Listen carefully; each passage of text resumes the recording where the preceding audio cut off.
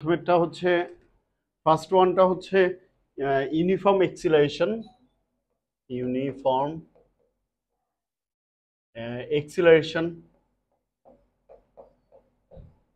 acceleration. Why uniform acceleration? Because the gradient of the velocity time graph represent acceleration. So acceleration মানে হচ্ছে gradient of the velocity time graph. Velocity time graph represent acceleration. Clear? So আমরা এটাকে কি লিখতে পারি? আরেকটা constant acceleration.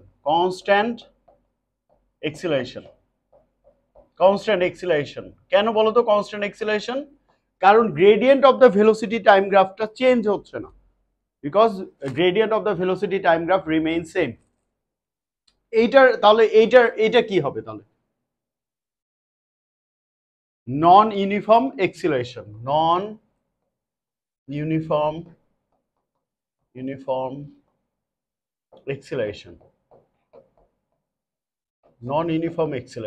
Okay, কেন নন uniform acceleration? কেন বলো?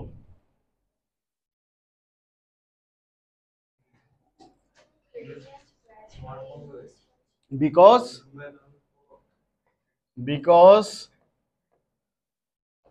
the gradient of the velocity time graph increases with time.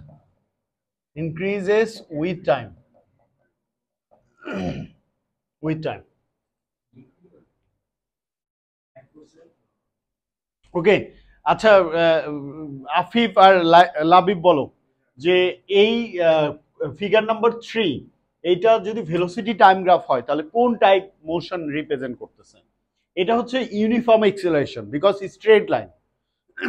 এখানে গ্রাফটা আপওয়ার্ড দিকে উঠে যাচ্ছে, গ্রেডিয়েন্ট বেড়ে যাচ্ছে। গ্রেডিয়েন্ট মানে হচ্ছে স্লোপটা আস্তে আস্তে ইনক্রিজ করতেছে, দ্যাটস ওয়াই লিখছে নন ইউনিফর্ম। কিন্তু কি নন ইউনিফর্ম ইনক্রিজিং এক্সিলারেশন, এখানে এক্সিলারেশনটা ইনক্রিজ করতেছে, বুঝছো তো? নন ইউনিফর্ম ইনক্রিজিং এক্সিলারেশন, এই কনসেপ্টটা বুঝলে বলো তো ইনক্রিজিং এক্সিলারেশন কেমন করে বলতে পারতেছি বলো? ইনক্রিজিং এক্সিলারেশন হচ্ছে এক্সিলারেশন যে ইনক্রিজ করতেছে বুঝতেছে কিভাবে? গ্রাফ দেখে। এই যে এটা কারণ হচ্ছে গ্রেডিয়েন্টটা ইনক্রিজ করতেছে। আর এইটা তাহলে কি হবে? নন ইউনিফর্ম ডিক্রিজিং এক্সিলারেশন। নন ইউনিফর্ম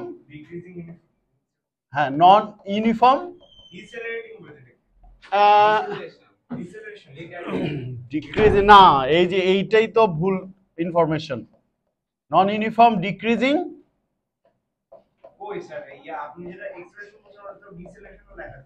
না নন ইউনিফর্ম ডিক্রিজিং এক্সিলারেশন না, এটা তো মানে হচ্ছে না, এক্সিলারেশনের রেটটা কমে যাচ্ছে।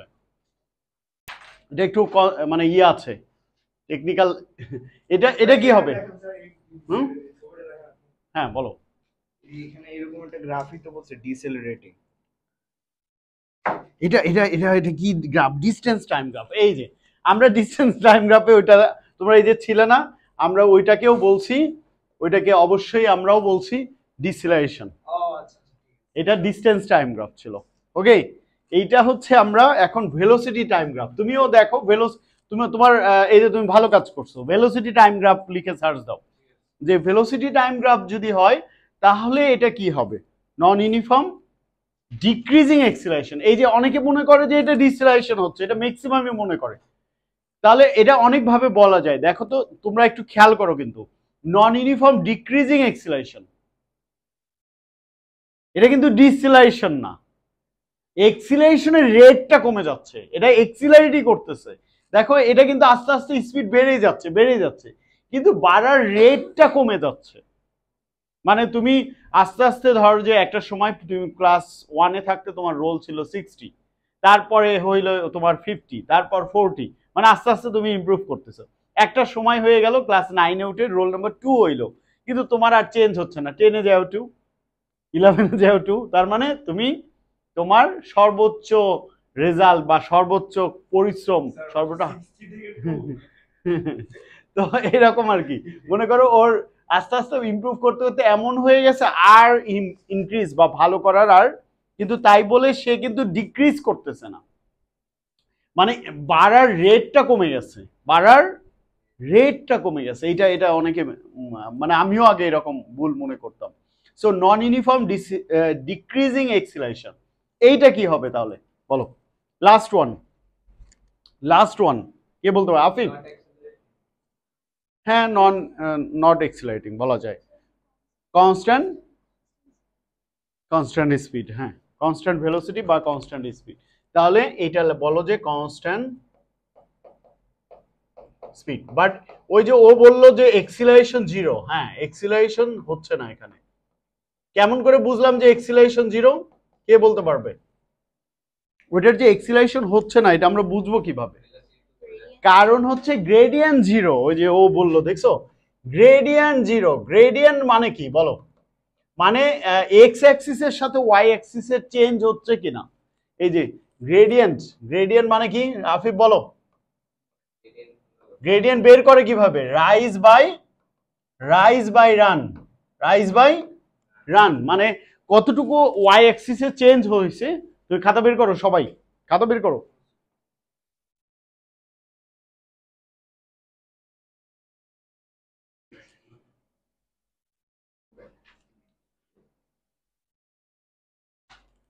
তাহলে আবার আবার তোমরা এখানে খেয়াল করো যে আমি যদি এখানে এক্সিলারেশন বের করতে বলি তাহলে acceleration equal to gradient of the velocity time graph, change in velocity divided by change in time. So acceleration equal to gradient of the velocity time graph. যেহেতু গ্রেডিয়েন্টটা constant, that's why constant acceleration. আর এটার গ্রেডিয়েন্টটা Afif, গ্রেডিয়েন্টটা constant না, কিন্তু increase করতেছে না decrease করতেছে? Increasing. So non uniform increasing acceleration. এটার এটা এটা ডিক্রিজিং এক্সিলারেশন, এক্সিলারেট করতেছে বাট এক্সিলারেশনের রেটটা কমতেছে। কেমন করে বুঝলাম এটা? Gradient of the velocity time graph initially higher then gradually decreases with time. Clear? Sure? Clear তো এইটুকু? 100%। হ্যাঁ, তাহলে আমি পরেরটাতে চলে গেলাম। সবার লেখা হয়েছে? আচ্ছা, না হলে পরে দেখে নিও আমি। এইবার আরো কিছু গ্রাফ আছে। এইরকম নিচের দিকে হলে কি হবে? এইরকম হইলে কি হবে? এইরকম হইলে কি হবে? ক্লিয়ার? বলো এইবার ভেলোসিটি টাইম গ্রাফ যদি নিচের দিকে হয় তাহলে কি হয়? Uniform deceleration. Very good. তাহলে হ্যাঁ, স্ট্রেট হলে ইউনিফর্ম, আর নিচের দিকে হলে ডিসেলারেশন, আর উপরের দিকে গেলে ইয়েস এইটা হবে নন ইউনিফর্ম ডিসেলারেশন। কিন্তু এটাও নন ইউনিফর্ম ডিসেলারেশন, এটাও নন ইউনিফর্ম ডিসেলারেশন। দুইটার মধ্যে ডিফারেন্স কোথায়? হ্যাঁ, তাহলে সেটা আমরা সেন্টেন্স দিয়ে বা ফ্রেজ দিয়ে কিভাবে এক্সপ্রেস করব? বলো, তোমাদের কথা আসবে না, শুধু আমার কথা। Figure 8।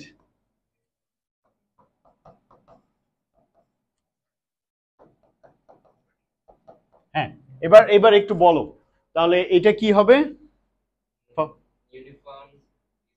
Uniform deceleration, uniform deceleration or constant. কেন ইউনিফর্ম ডিসেলারেশন?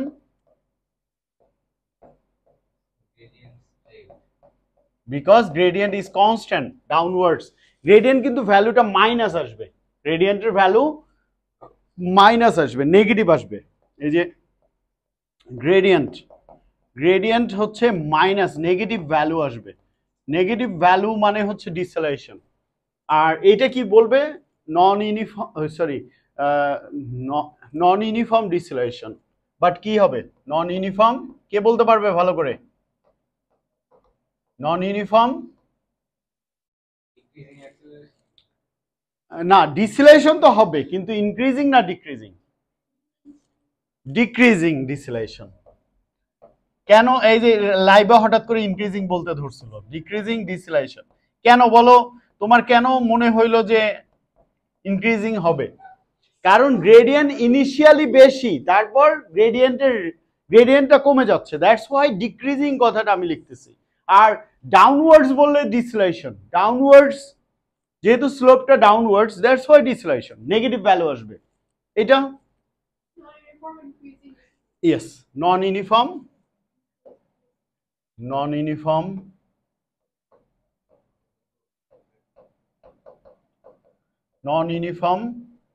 increasing deceleration.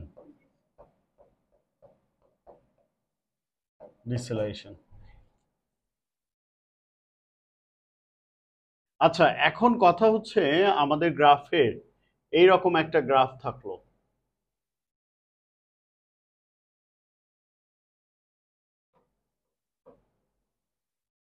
এইরকম একটা গ্রাফ থাকলো, তাহলে এই গ্রাফটার মোশনের টাইপ এক্সপ্লেইন করতে হবে। এটা হচ্ছে 5 মিটার পার সেকেন্ড, এটা 10 মিটার পার সেকেন্ড, এটা হচ্ছে 2, এটা 4, এটা 6, এটা 8, এটা 10, এটা টাইম হচ্ছে সেকেন্ডে,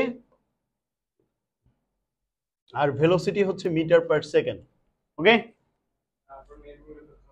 হ্যাঁ নেটওয়ার্ক আমি কমপ্লেইন করছি, তাও বাদে নেটওয়ার্ক দিয়ে লিঙ্ক 3 চেঞ্জ করতে হবে, তাই না? লিঙ্ক 3 তা আমি এখানে একটা কারণে আসছিলাম যে আমার 75 Mbps এর লাইন দেওয়া আছে, ওরা অত স্পিড নাই। হ্যাঁ ঠিকই বলছো, ওটা আমার ছিল, আমার ওদের রাউটার এখনো আছে আমার কাছে। ওকে, রাউটার না তো ওই যে মডেম, তারপর যে যেগুলো কানেক্টর গুলা, যেগুলো ডিভাইস গুলো দিয়ে কানেক্ট করে। আচ্ছা, তাহলে আমরা এইটার আমি যদি ও এর এক্সিলেশন বের করি, acceleration for O A part, তাহলে কি v minus u divided by t. বলো তো এই ও এ পার্টের আমি যদি গ্রেডিয়েন্ট বের করতে চাই, গ্রেডিয়েন্ট, তাহলে ফাইনাল ভেলোসিটি কত? ফাইনাল ভেলোসিটি এই জায়গায় মানে ও এ পার্টের ফাইনাল ভেলোসিটি কত? 10, ইনিশিয়াল ভেলোসিটি 0, আর টাইমটা হচ্ছে 4, তার মানে আমাদের আসতেছে 2.5 মিটার পার সেকেন্ড স্কোয়ার। তাহলে এখানকার এক্সিলারেশন হচ্ছে 2.5 মিটার পার সেকেন্ড স্কোয়ার। কিন্তু আমি যদি বলি যে বিসির এক্সিলারেশন কত, BC acceleration for BC V minus U, Afif বলবে এবার বিসি এক্সিলারেশন ফর বিসি কত হবে?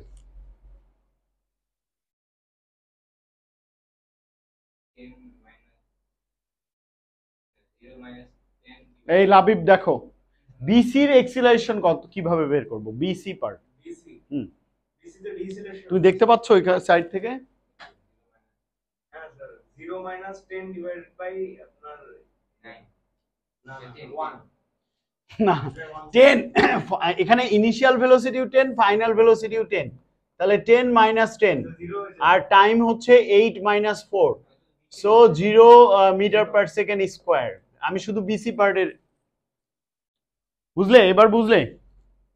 হ্যাঁ হ্যাঁ ও আচ্ছা আচ্ছা, আমি বিসি বলতেছি, সরি দেখছো আমি এ বি বলবো। হ্যাঁ থ্যাংক ইউ। এই মনোযোগ দিয়ে দেখতেছে না, খালি আমাদের আফিফি মনোযোগ দিয়ে দেখছে, তাই না? A B. এবার আমি যদি বিসি পার্টের এক্সিলারেশন বের করতে চাই, বিসি পার্টের হচ্ছে final velocity initial velocity divided by time, তাহলে ফাইনাল ভেলোসিটি হচ্ছে 0, ইনিশিয়াল ভেলোসিটি হচ্ছে 10, আর টাইম হচ্ছে 8 থেকে 10, তাহলে হচ্ছে 2, তাহলে -5 মিটার পার সেকেন্ড স্কোয়ার। এই যে মাইনাস ভ্যালু, এই জন্য বুঝাচ্ছে এটা ডিসলাইড করছে। ক্লিয়ার কি না? ওকে, এইবার আমরা হয়ে গেল। হ্যাঁ, ফর্মুলা, যত ফর্মুলা আছে ফর্মুলাগুলোর ভিতরে সবার আগে বলো তো স্পিডের ফর্মুলা কি হবে? Speed equal to distance divided by time short ফর্মে লিখলে v equal to d divided by t। Unit কি হবে স্পিডের? Metre per second. আচ্ছা স্পিড স্কেলার কোয়ান্টিটি না vector quantity? Labib, speed scalar quantity না ভেক্টর কোয়ান্টিটি? এই স্পিড হচ্ছে স্কেলার, কারণ এটা ডিস্টেন্সের সাথে রিলেটেড। তারপরে তারপরে তোমরা আবার বলো অ্যাভারেজ স্পিডের ফর্মুলা কি? অ্যাভারেজ স্পিড ইকুয়াল টু, কে বলতে পারবে? টোটাল ডিস্টেন্স, হ্যাঁ total distance divided by total time taken, total time. হ্যাঁ তোমরা একটু ইয়ে করো, খেয়াল করো। তারপরে এক্সিলারেশনের ফর্মুলা কি? এক্সিলারেশন সেন্টেন্স দিয়ে বা ইয়ে দিয়ে ওয়ার্ড দিয়ে বললে চেঞ্জ ইন ভেলোসিটি, হ্যাঁ change in velocity divided by time taken. Okay, so আমরা ওই যে তুমি যেটা বলতেছিলে a equal to v minus U by T. u is the initial velocity, v is the final velocity, t is the time, and a is the acceleration here. Clear?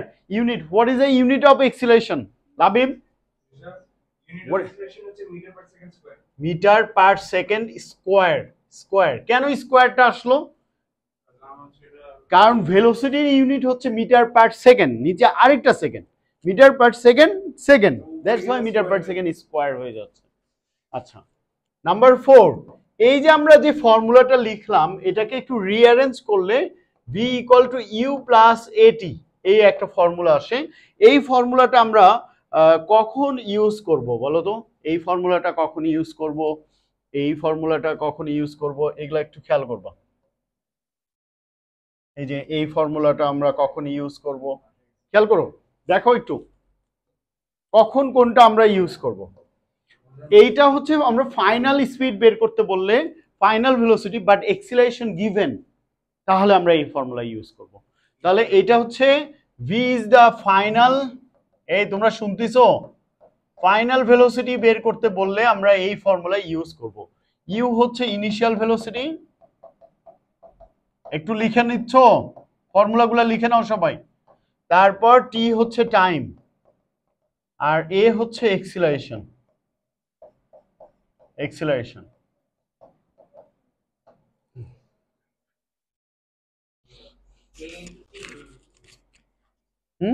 হ্যাঁ a into T, এই লিখতেছো? হ্যাঁ আচ্ছা মেটা, ওকে সবাই লিখছো? আচ্ছা এখন একটু আমাকে বলো, হ্যাঁ অবশ্যই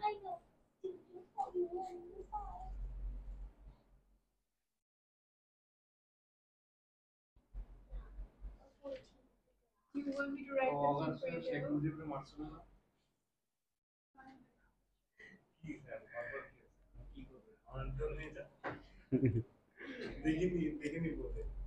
okay, done.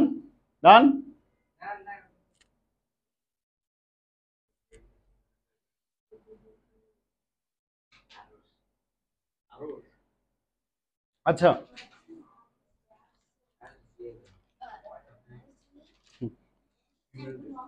ওকে নেক্সট আমি এটা মুছে দেই, পরে এটা আবার নিয়ে আসবো।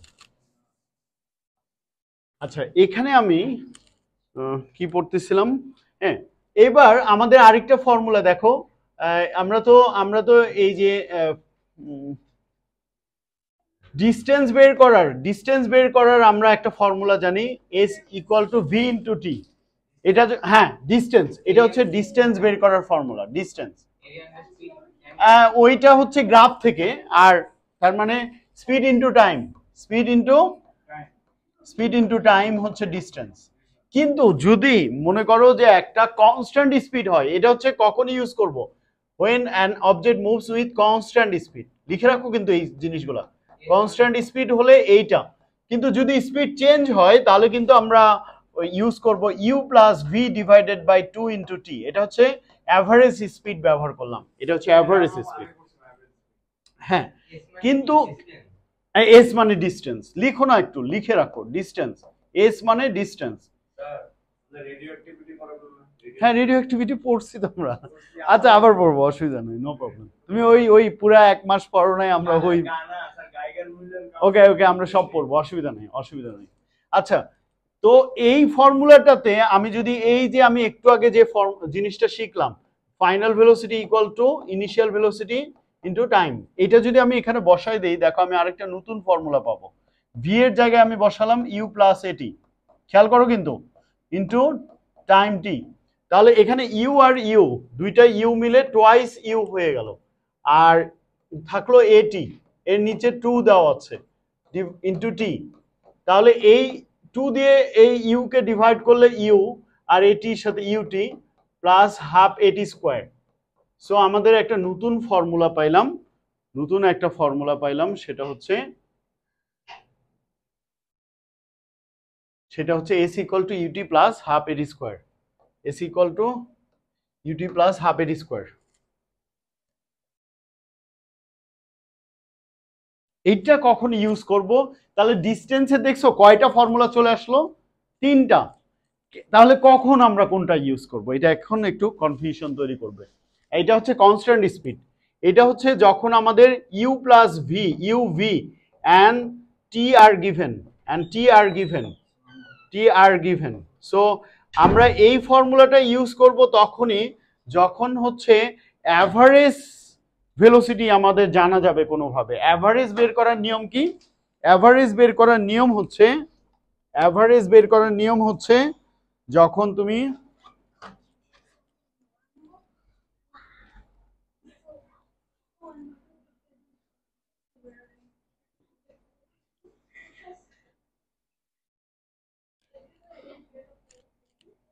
এই মাথা ব্যথা নাকি? ওকে, তাহলে আমরা ডিস্টেন্স বের করার জন্য আমরা কয়টা ফর্মুলা, মেইন ফর্মুলা পাইলাম? S equal to v into t, মানে স্পিড ইন্টু টাইম, যেটা আমরা সাধারণত area under the velocity time গ্রাফটা করি না, ওইটারই মেইন ইয়েটা। Distance equal to you plus v divided by 2 into t, আর এস ইকুয়াল টু, এইটা হচ্ছে মেইন। তাহলে ফর্মুলা আমাদের দাঁড়ালো মেইনলি 3টা, 1টা 2টা আর 3টা। এই 3টা লাগবে হচ্ছে ডিস্টেন্স বের করার জন্য। এটা কখন ইউজ করব? যখন কনস্ট্যান্ট স্পিড থাকবে। যখন আমাদের একটা জিনিস হচ্ছে কনস্ট্যান্ট স্পিডে থাকবে, তখন আমরা এই ফর্মুলা ইউজ করব। যখন একটা জিনিস অ্যাভারেজ ভেলোসিটি থাকবে, তখন আমরা এই ফর্মুলা ব্যবহার করব। যখন যেমন একটা জিনিস এক্সিলারেশন দেওয়া থাকবে, কি কি দেখো, U A and T are given, এই কয়টা যদি দেওয়া থাকে, তখন আমরা ডিস্টেন্স লিখে রাখো কিন্তু প্রত্যেকটা। উপরেরটা হচ্ছে কনস্ট্যান্ট স্পিড,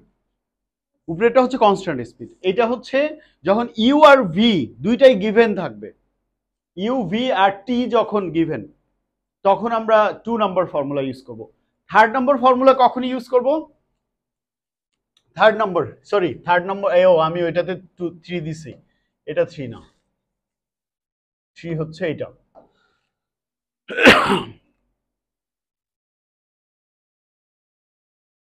তিনটা হচ্ছে এই ডিস্টেন্স বের করার ফর্মুলাগুলো লিখে নাও, সবাই লিখো, ডিস্টেন্স বের করার 3 ফর্মুলা লেখো, বুঝছো?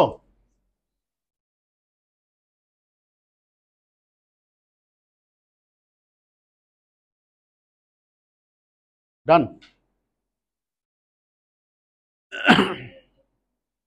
আচ্ছা আরেকটা লাস্ট ফর্মুলা আছে। আচ্ছা ফাইনাল ভেলোসিটি বের করার কি ফর্মুলা তোমরা শিখলে? ফাইনাল ভেলোসিটি, আচ্ছা লিখে নাও।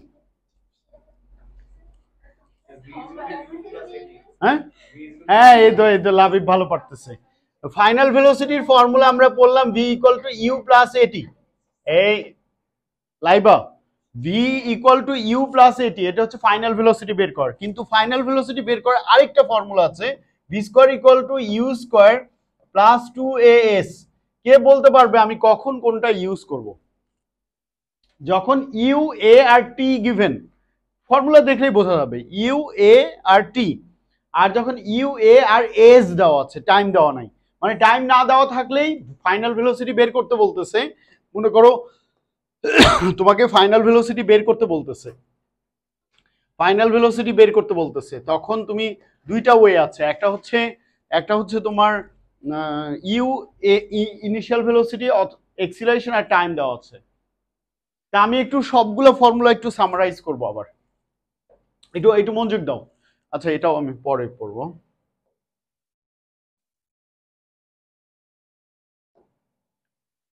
আচ্ছা এখানে কি ফাইনাল ফর্মুলা, ফাইনাল লিস্ট।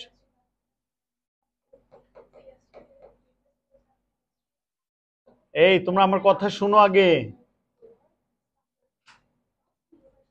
ওকে, সবাই সবাই আবার আমাকে একটু বলো যে স্পিড বের করার ফর্মুলা কি? Speed, speed v equal to distance by time. Okay, তারপরে ভি বের করার, ফাইনাল ভেলোসিটি বের করার আরেকটা ফর্মুলা জানলাম এইটা। এক্সিলারেশন বের করার ফর্মুলা কি? কয়টি? তারপরে বলো, আবার বলো। আবার তোমার হচ্ছে ডিস্টেন্স বের করার কি কি formula? S equal to v into t.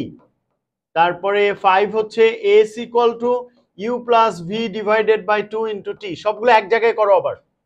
তারপরে 6 নম্বর হচ্ছে S equal to UT plus half at square, at square.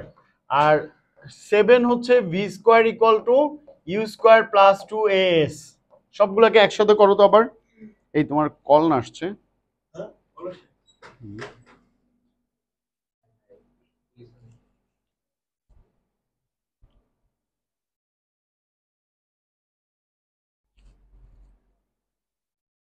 ওই যে ওখানেই দাও না, ওই যে ওখানে দেখা যাচ্ছে, পাইছো? এই এটা একটু আগায় দাও তো একটু।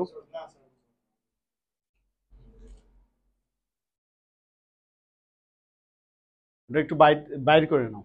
এই ওই তোমার পায়ের কাছ থেকে লাইনটা একটু বাইর করে দাও, অল্প হালকা করে। ওইটা না, ওইটা না, ওই যে ওর ভেতরের দিকে একটা আছে, ওই রাইট সাইড ফাঁকা আছে। ওকে দাও। ওটা তো মনে হয় হবে না, এই যে এই সাইড রাইট সাইডে দাও। হ্যাঁ হ্যাঁ, রাখো। ডান। আচ্ছা এখন আমি যে পয়েন্টটা বলার জন্য এত কিছু করতেছি সেটা হচ্ছে আমাদের মেইন ফর্মুলা হচ্ছে আসলে এই কয়টা, ইউ প্লাস এটি, তারপরে তারপরে হচ্ছে S equal to UT plus half এটি স্কোয়ার। সবাই একটু মনোযোগ দাও কিন্তু। V square equal to you square plus 2as, এই হচ্ছে মেইন ফর্মুলা। তো এইটা হচ্ছে লিনিয়ার মোশনের ক্ষেত্রে। লিনিয়ার মোশন মানে কি? লিনিয়ার মোশন মানে একটা জিনিস মনে করো হরাইজন্টালি একটা সারফেসের দিয়ে যাচ্ছে অথবা হরাইজন্টালি যাচ্ছে, তখন এইটা। কিন্তু যখন ফ্রি ফলিং অবজেক্ট যখন হবে, ফ্রি ফলিং মানে একটা অবজেক্ট উপর থেকে মানে তোমার ফল করতেছে, ফ্রি ফলিং, তখন আমাদের ফর্মুলাগুলা, চেহারাগুলো একটু চেঞ্জ হয়ে যাবে। যেমন V equal to you plus এর জায়গায় আমরা জিটি লিখব, এটা জি হয়ে যাবে, গ্রাভিটেশনাল ফিল্ড স্ট্রেংথ বা এক্সিলারেশন ডিউ টু গ্রাভিটি। তো স্মল জি, এটা কনভার্ট হয়ে জি হয়ে যাবে। G is the gravitational field strength অথবা এক্সিলারেশন ডিউ টু গ্রাভিটি, লিখে রাখো acceleration due to gravity, due to gravity. এটা আর্থের জন্য, জি এর ভ্যালু আর্থের জন্য হচ্ছে 9.81 metre per second square. But আমরা অনেক সময় রাউন্ড ফিগার করে আমরা কি ব্যবহার করি, কার মনে আছে? 10 মিটার পার সেকেন্ড স্কোয়ার। আবার এটাকে অনেক সময় গ্রাভিটেশনাল ফিল্ড স্ট্রেংথ বলে, তখন আবার নিউটন পার কেজি হচ্ছে ইউনিট। আমি এই দুইটা ডিফারেন্সটা বলবো, আগে আপাতত এটা মনে রাখো। আর সেকেন্ড ফর্মুলাটা দেখতে হবে, এইচ হয়ে যাবে, মানে উপর থেকে পড়লে height U T plus half G T square হয়ে যাবে, তখন জি ব্যবহার করব। আর এই এসটাকে আমরা তখন এইচ বলবো, এইচ। আবার এই ফর্মুলাটা হবে V square equal to you square plus 2gh। এই যে ফর্মুলাগুলো চেঞ্জ হয়ে যাচ্ছে চেহারা, এটা একটু মাথায় রাখতে হবে। আফিফ লিখে নাও কিন্তু।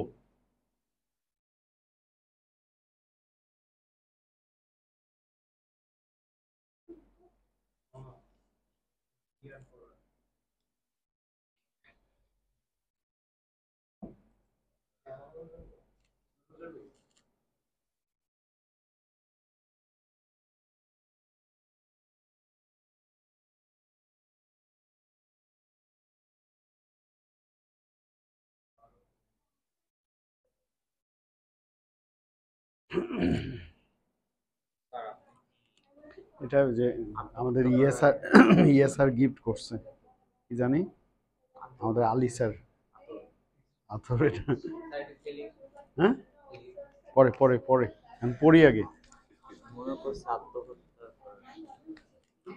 ওকে এই ডান আচ্ছা এখন আমরা এই যে আমরা বললাম যে জি জি মানেটা কি বললাম জি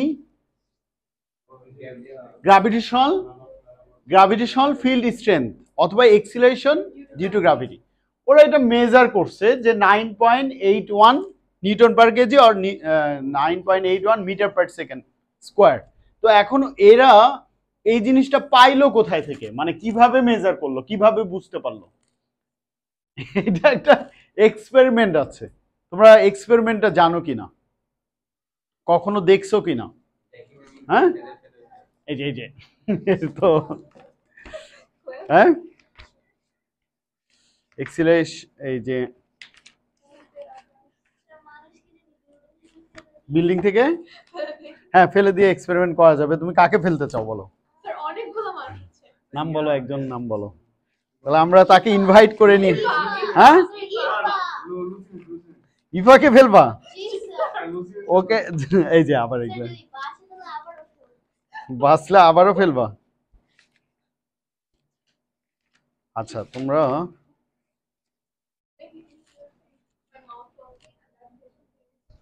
এই সাদাকাত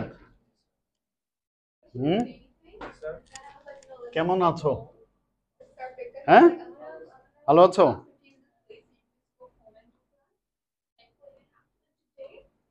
আচ্ছা শোনো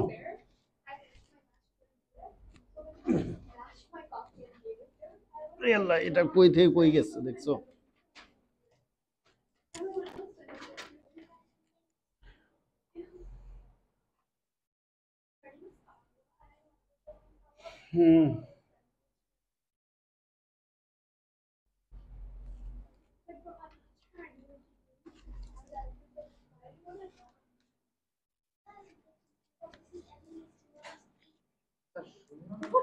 হ্যাঁ এই যে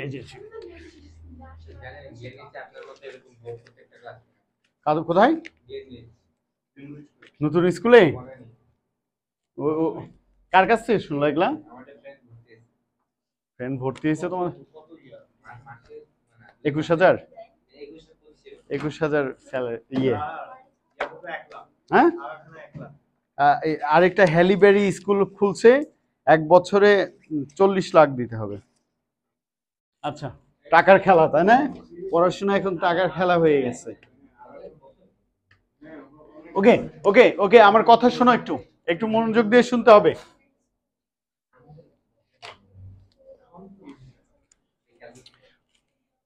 স্যার আমাদের বিএসসি কত যায় 70,000 টাকা যাবে পারি আর আচ্ছা একটু মনোযোগ দাও গল্প পরে করব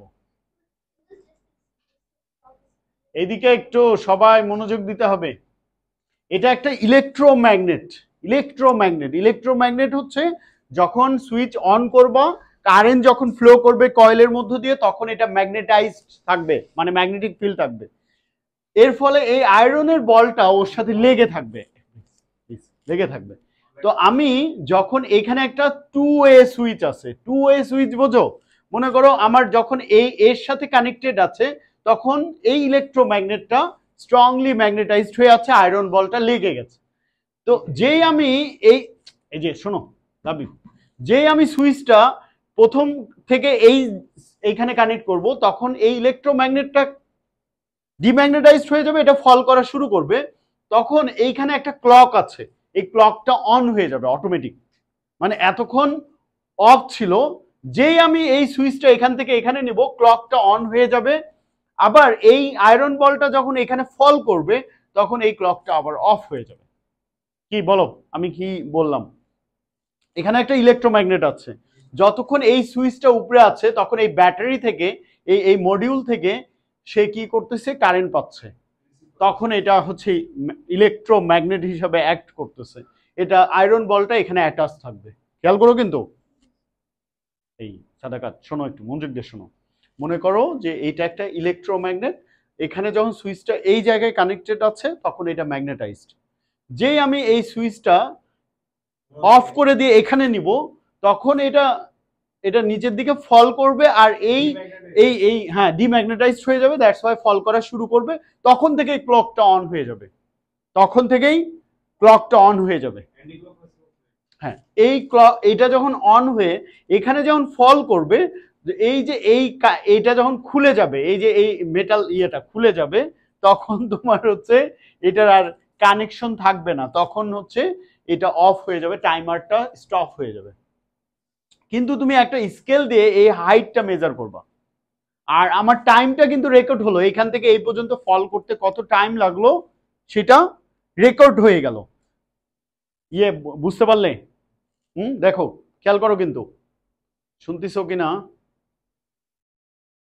আচ্ছা এটা দেখো, এটা দেখো, তাহলে আমার হাইট আমি মেজার করলাম কি দিয়ে বলো, কে বলতে পারবে হাইট আমি কি দিয়ে মেজার করলাম? স্কেল দিয়ে, মিটার রুল দিয়ে। আর হচ্ছে আমি টাইমটা রেকর্ড করলাম কি দিয়ে, এখানে যে অটোমেটিক টাইমারটা ছিল। তাহলে আমি যদি H equal to UT plus half G T square এই ফর্মুলার মধ্যে আমি যদি ইনিশিয়াল ভেলোসিটি কত ছিল কে বলতে পারবে? লাইবা ইনিশিয়াল ভেলোসিটি কত ছিল বলটার? জিরো ছিল, জিরো। তাহলে আমি যদি এই ফর্মুলার ভিতরে এটা বসাই দেই হাফ জিটি স্কোয়ার, ওই ইউ তো জিরো, তাহলে এইচ আমি অলরেডি মেজার করে ফেলছি, টিটা আমি রেকর্ড করলাম টাইমার দিয়ে।